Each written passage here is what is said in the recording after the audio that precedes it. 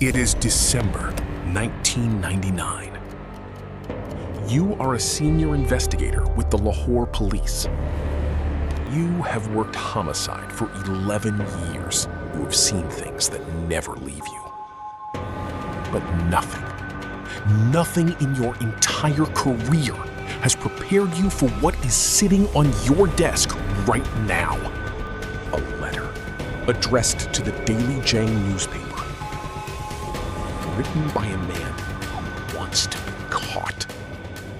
You read the first line, and your blood runs cold. It begins not with a tip, not with a witness, not with a body. It begins with a confession, sent voluntarily to a newspaper. The letter is precise, clinical, written in Urdu in a steady hand. The man who wrote it claims he has killed 100 children. 100! You read that number 3 times. You think it is impossible. You think it is the work of a madman seeking attention. Then you read what comes next. He has included details, names, locations, descriptions. Details that only someone who was there could possibly know.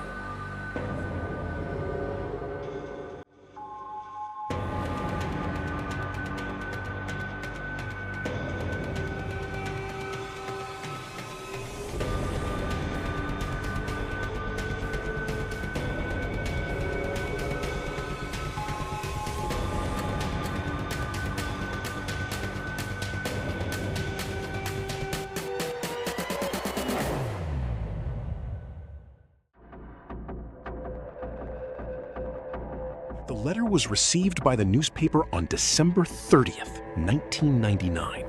They called your department immediately. By the time it reaches your desk, it is already evening. You do not go home that night. The name at the bottom of the letter is Javed Iqbal Mughal. You run it. He is 37 years old.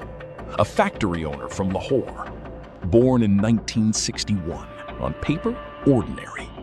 But as you dig deeper into the file, something begins to surface. A previous arrest, 1998. He was accused by neighborhood boys of sexual assault. The charges were dropped. He disappeared shortly after. You pull the missing persons reports from the last 2 years. The files are thick. Lahore is a city of millions. Children go missing every week. Poor children, street children, children whose disappearances are rarely investigated thoroughly. Children the system failed before Javed Iqbal ever found them. You begin cross-referencing names. You work through the night. By morning, you have matched 13 names from the letter to actual missing persons reports.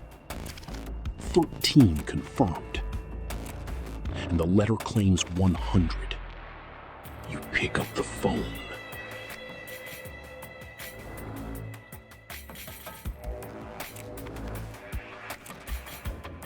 The address in the letter leads you to a rented house on Ravi Road.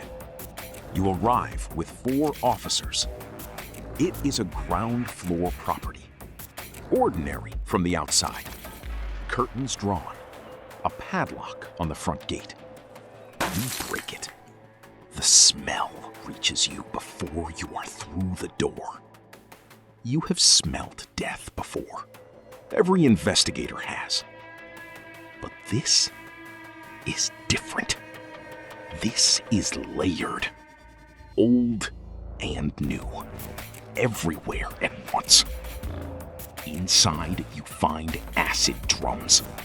Large industrial containers of hydrochloric acid. You find chains bolted to the walls. You find a register. A handwritten register. You pick it up. It contains names, ages, dates. 100 entries. written in the same steady hand as the letter. Each entry ends with the same two words in Urdu. Khatam, shud. Finished. You set the register down. You step outside.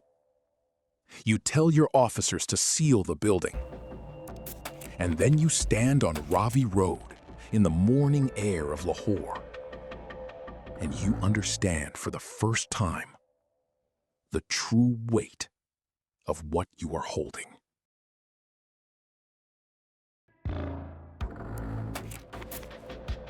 You build his profile from the ground up.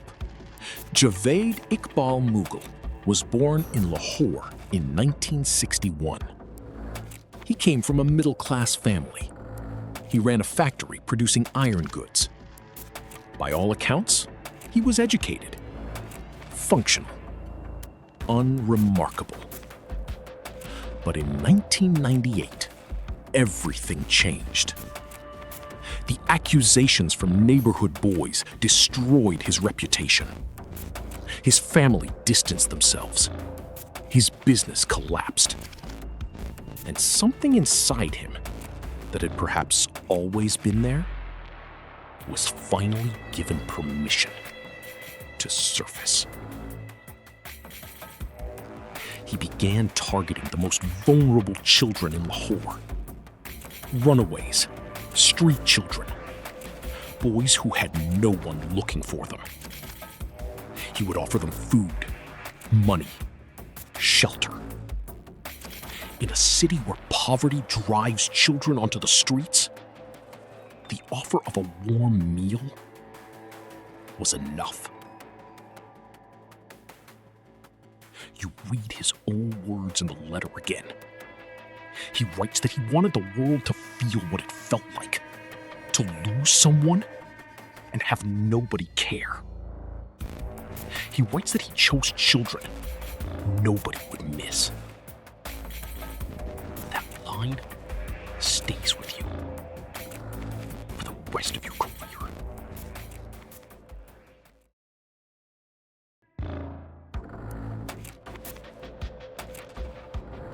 Javed Iqbal is not at the apartment when you arrive. He knew you were coming. He sent the letter himself. This was always his plan. A nationwide manhunt begins immediately. His photograph is published in every newspaper in Pakistan. The story breaks internationally. For weeks, he evades capture, moving through Lahore, hiding in plain sight in a city of 6 million people. Tips pour in daily. Most lead nowhere. You follow everyone personally. You do not sleep more than 3 hours a night for 3 weeks. On January 30, 2000, exactly 1 month after the letter, Javed Iqbal walks into the office of a Lahore newspaper. Not yours. A newspaper. He surrenders to journalists before surrendering to police. He wanted an audience. He wanted to be seen. He wanted Pakistan to know his name. He got exactly what he wanted.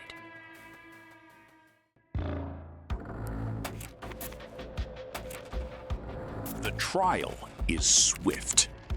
On March 16, 2000, Judge Allah Baksh Ranja delivers a sentence that shocks the entire legal world. Javed Iqbal is to be executed in the same manner he killed his victims. Strangled, dissolved in acid, his remains thrown into the river. An eye for an eye. Taken to its most literal conclusion. The sentence is never carried out. On October 8, 2001, Javed Iqbal is found dead in his cell at Kot Lakhpat Jail, Lahore, along with a co-accused named Sajid. Both dead. The official ruling is suicide. many in Pakistan believe otherwise. The case is closed. The register is sealed in evidence. 100 names. 100 children who went to a stranger's door and never came home. You retired from Lahore Police in 2006. You never discuss this case publicly. You never forget the register, the handwriting, the neat, careful entries. Khatam shud. Some files you close. Some files close you.